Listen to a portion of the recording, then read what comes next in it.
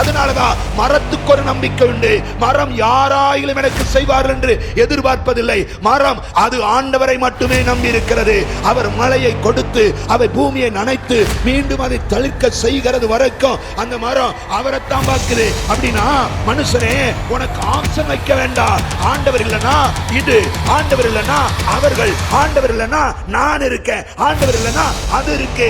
இல்ல சுய புத்தியை சார்ந்து, சுய எண்ணத்தை சார்ந்து, உன்னை நம்பி, உன் ஐஸ்வர்யத்தை நம்பி, உன் பொண்ணை நம்பி, உன் பொருளை நம்பி ஒரு நாள் நிக்காதீங்க. அதனாலதான் யோபு சொல்றாரு, தங்கத்தை பார்த்து நீ என் ஆதாரம் என்று, நீ என் நம்பிக்கை என்று நான் சொன்னது உண்டு. நான் இப்படி சொல்லுவது இல்லை.